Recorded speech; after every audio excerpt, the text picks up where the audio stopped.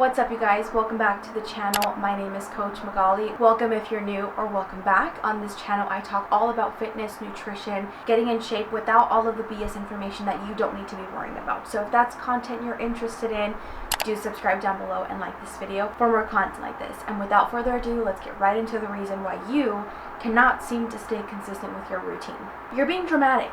Let me explain. I'm a personal trainer, right? So it is my job to talk to clients, to figure out what's going on. I have conversations with friends and family, try to get my advice. And whether they're a client of mine, a friend or family, a stranger on the internet, it always starts very similar to this. You tell me in the comments below if this is something you relate to. And they'll tell me, so I've been trying to go to the gym for 6 days a week. I'm trying to cut out all junk food. I want to stay away from going out and eating. I'm not eating any carbs. I'm lowering my sugar. I try, and then I do it for a few days or a few weeks, and then I just can't seem to stay consistent. I can't seem to keep the routine going, so I get discouraged, and then I try again when I get the motivation to try again, and then it happens again the same way. I start doing the same things, and then inevitably I fall off. So I asked them, what exactly did cause you to fall off? What was it that sent you down that path? And they're like, well, life got in the way and I got stressed out, and kids, job, the husband, the wife. Say, okay, but what exactly happened that caused you to go downhill? Usually something of the sort, they overate one day, or they binged when they shouldn't have, or they had taken a week off and felt like they were behind.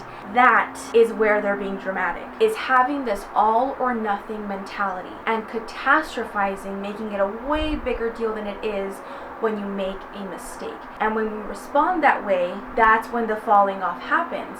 So you make a mistake, you overeat, you skip the gym for a few weeks or a few days, whatever it may be, and we think it's the end of the world. We think we have to give up completely, we have to start over, we have to reassess, we have to wait until the motivation comes back. You just skipped the gym. You just overate. It's not the end of the world. This making everything a bigger deal or a bigger thing than it is what causes people to feel so discouraged and so overwhelmed with, oh my god, now I'm behind, and so the effort to continue is too much, so I'm just going to scrap it all and start again when I'm motivated in the future. What's the problem with that? You're always going to make mistakes. Therefore, if you don't learn how to deal with the mistakes properly and stop being dramatic when you make them, no matter what you do, when something comes up in life, when you slip up, when you make a mistake, or when life gets really hard to stay on track, you're going to have a really hard time staying consistent, because there's not going to be a shortage of that. There's not going to be a shortage of mistakes, of things going wrong, of things getting thrown off track. That's just the way it is. Nobody's life is immune from this. We think that it's the end of the world, and it's this thing that we have to start over with, and we can't possibly just keep going. But here's the truth. You say you want to go to the gym 6 days a week. You haven't gone any days in the past 5 months. Why are you trying to go 5 days? How about just going 2 times? What about 3? And when I start talking to people and I say these things, there's like a change in their expression. That they're like, oh, I guess I never thought that was worth it. I thought I had to go 6 days a week, or otherwise it didn't count. And I was like, well, you're not going any. Wouldn't 2 or 3 be more than none? And you're like, yeah, I guess you're right. And so then I start talking about the diet part. Okay, you want to cut out all sugar, all junk, which by the way is not even 100% necessary. You don't have to do that. But if you want to cut back on refined sugars and you want to be eating more vegetables and whole foods, that's a great goal to strive for. But instead of saying to yourself, I'm going to cut out all junk food and all sugar and everything that I enjoy, which is not realistic nor necessary, how about you just start by decreasing the amount of bags of chips you have in a day? You're eating 10 right now throughout the day, snacking on them. Cut back to 3 or 5. Whatever is realistic and easy for you to do. If you're drinking a ton of coffee and you're super dehydrated because you're not drinking water, how about you start incorporating 1 extra water bottle a day? If you're not eating any vegetables, instead of committing to 5 salads a day, what if you just stick to 1 during your lunch hour every single day? And you start to realize you don't have to make these massive, grandiose changes and then get all worked up when you mess up. It's just about doing a little bit better than what you're currently doing now. And I think why people catastrophize this and make it a bigger deal than it is when they mess up is because they set these insane, unrealistic, I know I'm not going to achieve them goals. You weren't going to achieve them anyways because they're way outside the scope of what's realistic for you. If there's one mistake, why even keep bothering? Why even try? And it's super easy to convince yourself it was just too hard, I just couldn't do it. Well, yeah, because that's how it was from the beginning.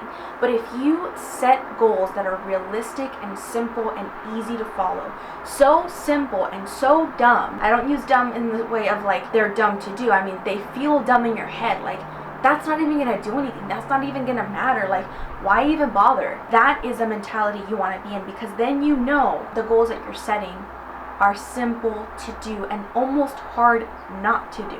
Like, if you set a goal that you just have to drink 8 ounces of water more a day, you think about that and you're like, how am I not going to do that? Like, that's super easy. Let me just check it. And what inevitably happens? You drink 10 ounces and then you'll drink another bottle later. Here's another thing that people don't realize. It's always better to go at a lower intensity, not following the perfect plan, but doing it consistently. Going 100% for 2 days is useless if you can't keep it up. But going 70% for 30, for 90, for a year, you can obviously tell which one's going to get you further.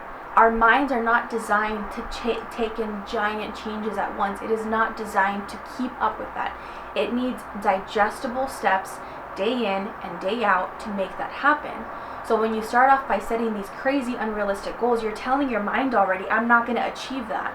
So don't back me up. We're not going to do it. I'm just saying I'm doing it. But if you tell yourself, instead of I'm going to drink a gallon of water when right now you're basically a raisin with how dehydrated you are, let's have 1 extra water bottle a day. If you're drinking half of one right now, 8 ounces a day, that's really low. Let's start with 16 first. And then once 16 is easy, you go up to 32. And then again. And then in a year, you're somebody who drinks a gallon of water. But it wasn't a sudden overnight change. It wasn't like all of a sudden you just became a person who drank water.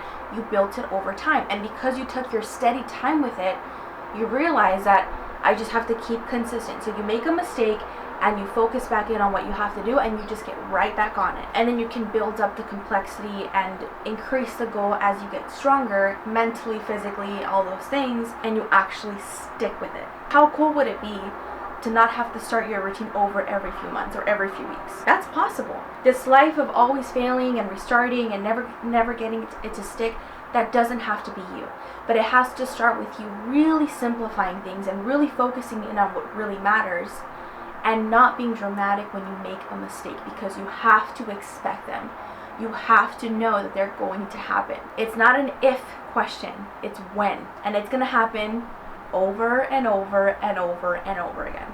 Some mistakes and some off days will be worse than others, but they're going to happen. So instead of trying to avoid making mistakes or reeling it out or giving up completely when you make one, find a system and create habits little by little that are easier to maintain when you make mistakes like that, or when life gets in the way, or when things are crazy busy or stressful. Extreme measures and working harder and harder and harder is not necessary to achieve great results. I think people don't realize how little it takes to radically change your life. And I think that this is because, again, they have the idea that they have to go all in, go big or go home, but they only do it for a few days.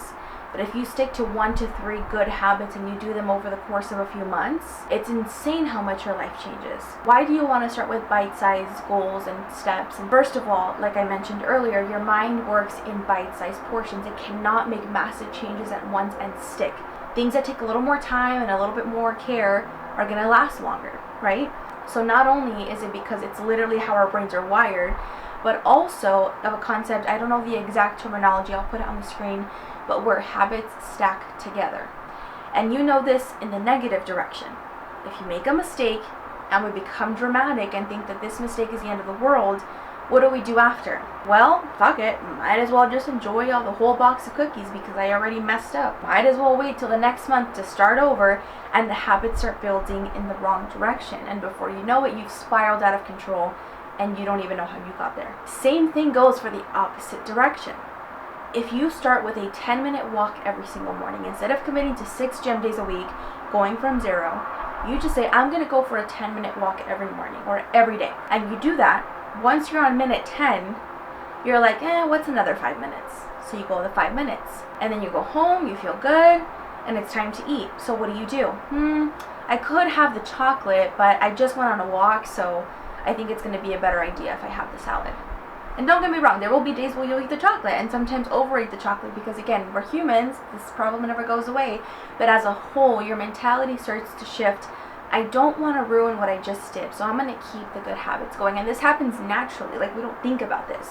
You just tend to make better decisions when you start with the good one. That's why it's so important to start your morning off right. Our minds like to keep things consistent. So if it's going great, we want to keep it going. If it's going bad, we want to keep it going. It's just the way it goes. So that's why it's important to not write off goals that are too easy or too dumb or too simple, because these habits will eventually add up to insane things. It's not about how grandiose or how hard or how fast you get to your goal. It's honestly just how consistent you are with it and how effective it is at staying around, and how effective you are in your mindset on just bouncing back. Because again, the perfect plan on paper is useless if you're not doing it. Consistently building up these little habits, think of little tiny Legos building a giant building. It takes one habit that is seemingly insignificant and feels like it doesn't matter. This little red piece, it's just a red piece, who cares? But then you build a whole building with them, and you're like, oh, each little decision played a role in building this. But if I take a Lego out, the whole thing won't collapse. Just like if I add a Lego, it's not going to get built. If you make a bad decision or you make a mistake, your building isn't going to fall. You just have to put it back. And similarly, if you have a good workout or you have a salad, why aren't you automatically in shape? Because one decision doesn't have that much power at all, really. But we treat it as such. We really treat it as if that one Lego is going to completely demise the building. And that's just not the way it works. So the moral of the story, the biggest mistake that people make when it comes to building healthy habits, a healthy lifestyle, getting into a workout routine, is being dramatic when it comes to mistakes, and then being dramatic with what they expect from themselves. We overestimate what we can get done in a short amount of time, but we underestimate how much things can really change over a long period of time. But to sum it all up, being healthy and being in a good routine and sticking with it and being consistent is not about how hard you are with yourself. It's not about how strict, about how many rules you have, how insane your diet is, or how restrictive it is, or how much self-control you have. It's about doing the small little things every day and then being patient enough to give it time to build. That's the thing with building habits slowly, is it takes time and it's a little slower to see results, but when you do see them, they stick around and you're not on this hamster wheel of trying and failing. It's super simple. It's not complicated. We like to complicate things. We make things more dramatic than they need to be. We don't bounce back from mistakes because we think it's the end of the world. But if you really think about it, always give yourself the example, one salad doesn't make me healthy. So one bad decision isn't going to make me unhealthy. You just have to look at your routine right now and ask yourself, how can I make this a little bit better? And then next week, how can I make this a little bit better? And then next week, how can I make this a little better? And then the next week, oh, okay, I messed that up. All right, how can we be 1% better this week? And you keep asking yourself that question, and you keep taking one bite at a time, and you keep gradually adding habits, and you keep giving yourself grace when you make a mistake, and just move the fuck on. 6 months later, you're going to be an entirely new person. Then if you try to do this insane routine for a month, a week, and then give up every time. And that really is, you guys, what holds people back and how to fix it. It really is that simple. And if you're overcomplicating it and telling yourself in your mind, no, but she doesn't know, no, it's that simple. And if you're adding buts here and there, if you're making it more complicated than it needs to be, and you're making this journey a lot harder for you than it needs to be. And not even effectively, because it's doing nothing for you at that point. Stay focused on the little habits. Be kind to yourself, but hold yourself accountable. And know that it's a matter of just being patient and just doing things a little bit better every time. And I promise you're going to achieve the goals that you have. You just have to be patient with yourself and also not be dramatic. That really is the issue. We're just dramatic beings and we love to make things seem worse than they really are. So let me know in the comments if you feel heard from the conversation that we had today. From all the conversations I've had, this is like the recurring theme for pretty much every single person, myself included. Like, we make a mistake, we make it all this dramatic thing, and then we mess up, we go into the fuck it mode, we ruin it, and then we start over when the motivation hits again, and then it happens again, and then, you guys know how that goes. With that all being said, you guys, I appreciate you for watching. Thank you so much for being here with me today. If you did enjoy the video, do like the video below, subscribe down below for more content like this, and I will see you in the next video. Peace out.